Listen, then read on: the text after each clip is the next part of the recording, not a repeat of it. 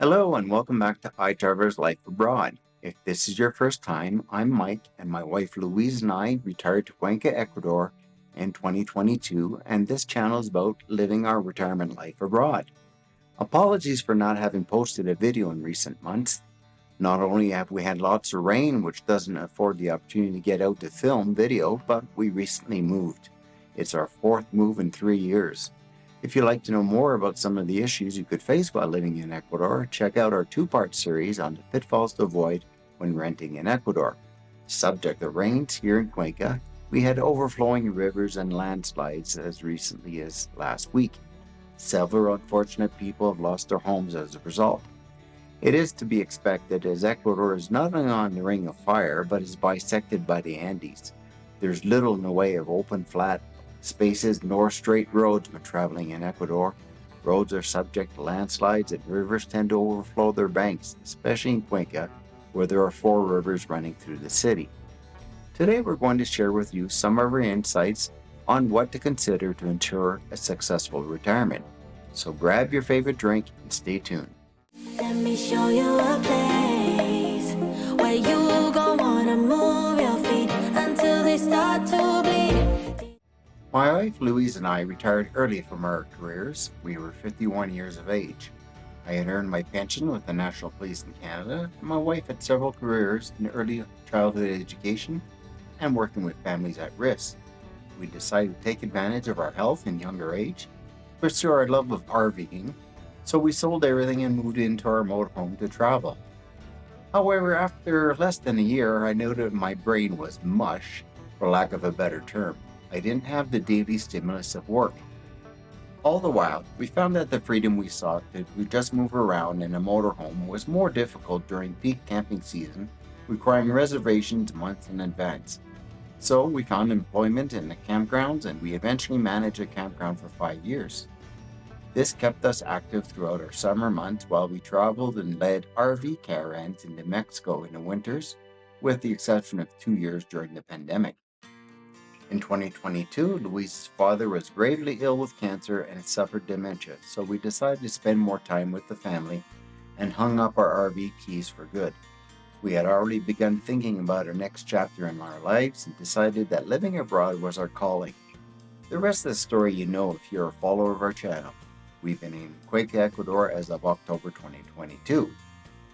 Being in our early to mid-50s and leading caravans into Mexico provided us some perspective on some key aspects of a successful retirement. Our clients were primarily 10 to 20 years our senior. So today we'll look into what you may want to consider to bring about a good retirement for yourself. Search the internet for retirement and you'll find a plethora of financial advice on the subject. What is harder to find are the intangibles, which are equally, if not more important, to a successful retirement. Ensuring you have a solid financial plan, including budget, savings, and investments, is essential to maintain financial stability during retirement. However, as this is the focus of most subject matters on retirement, we won't delve into this. Let's dive into some equally important considerations for a successful retirement. Without stating the obvious, if you don't have your health, it could limit your retirement, but there's more to it. Health impacts your quality of life and your ability to enjoy retirement fully. Limited health may have an impact on your finances and your ability to make future plans in your retirement. So, prioritizing your health is a surefire way to have a successful retirement. Exercise not only reduces developing certain health conditions, but it increases your energy levels, boosts your immune system, and improves your mental health. It's never too late to make health changes, whether it be improving your diet or moving more. Even walking is associated with lower blood pressure, a reduced risk of dementia, increased longevity, and enhanced creativity. In retirement, healthful eating is easier without the rush of work deadlines, overtime, and bagged lunches. We're in the information age, and the number of resources at your fingertips has never been greater. So, download an app to track calories if you want to lose weight or to track your steps or exercise reps. Maintaining a healthy lifestyle through regular exercise and balanced nutrition can lead to reduced healthcare expenses and an enhanced quality of life in your retirement years. Hobbies and activities with people we like can boost life satisfaction, especially when our social networks shrink after leaving the workforce. According to some research, more than a third of older adults experience feelings of loneliness at least once a week. Social isolation has been linked to higher rates of heart disease and stroke, and increased risk of dementia and greater incidence of depression and anxiety. So, how do you stay connected? Beyond family, you can find ways to stay connected by arranging and participating in social events such as game nights, weekly outings, group hobbies, excursions, organized tours, or calling on old friends and neighbors. Your emotional well being is just as important as your physical health. In retirement, nurturing your relationships is akin to eating well and exercising. And when living abroad, your social connections are ever so more important. In our 3 years here in Ecuador, we've heard of several stories of expats passing with few people around to be there for them in the end. Having said that, life as an expat sees most people having a busier social life than when they resided in their home country. Stereotypical leisure activities of golfing, strolling the beach, or reading classic novels may be fun, but they won't provide you a sense of purpose or meaning. Some retirees find a sense of purpose through work, and in fact, the over 75 age group is the fastest growing group in the workforce, and it's not necessarily because they ran out of money. Volunteering has the same effect of keeping your gray matter active and preventing loneliness and isolation. The plus is that you get to expand your circle of friends and acquaintances.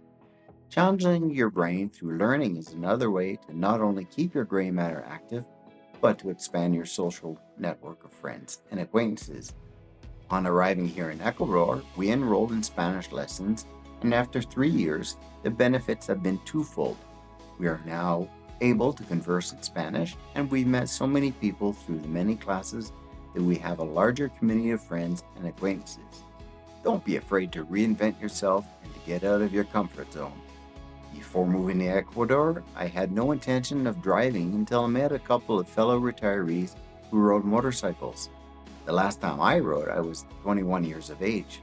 3 years later, our motorbike rides are the foundation of our weekly explorations of Ecuador beyond the city lights.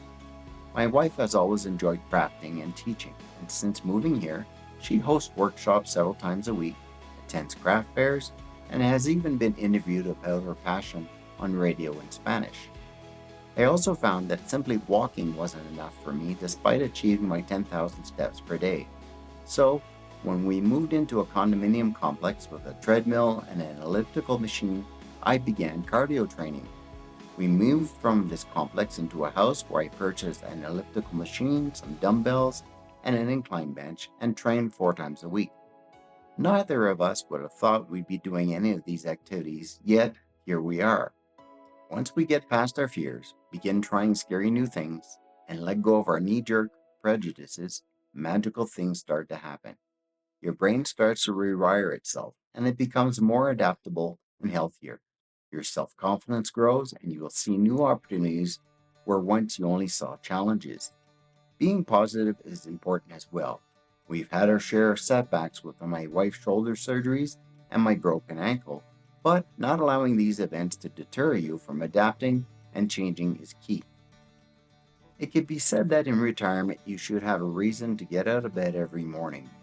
Having a daily schedule provides structure as you had in your work life. Develop routines as these provide a grounding for your new life. In Ecuador, which has equal part daylight and night, we wake early to maximize each day. After coffees, it's about 2 hours for a workout, then showering and dressing. This is followed up by breakfast or a brunch with a friend. Running errands and shopping are done outside of the afternoon siesta rush hour when small shops close and children are picked up from school and everyone is on the road. Late afternoons are ideal for grocery shopping when everyone is back to work and malls are pretty much empty. We meet weekly on Sundays with our best friends for our afternoon games, then dinner, and chatting or a movie. These are just a few examples of having a reason to get out of bed and go about your routine. So in summary, social connections and personal fulfillment are essential for emotional well-being in retirement. Nurturing relationships and pursuing passions that bring joy and purpose are important for fulfilling retirement experience. We have all met them, people who, years after they have left their careers behind, regale everyone they encounter with exploits from their working lives. It doesn't matter that no one cares to hear about the witty thing they once said in a crew meeting or about the billion-dollar merger they once shepherded. They are going to tell you about it anyways. Don't be that person. Create some news stories. Stop comparing yourself to others. The time for using other people's yardsticks to measure your success is over. Type A perfectionists can retire as well and learn to let go and to learn to accept less than perfect. There's simply no longer a need to be a perfectionist and at the top of your game. Retirement is a time for resetting your goals and redefining your ideas of what success is. Take control, be your own boss, and enjoy. Reflect on your past and learn to appreciate what you have been given. Understandably, it may not have always been perfect, but there had to have been many things go right to see you where you are today. You are listening to this, so you have been educated.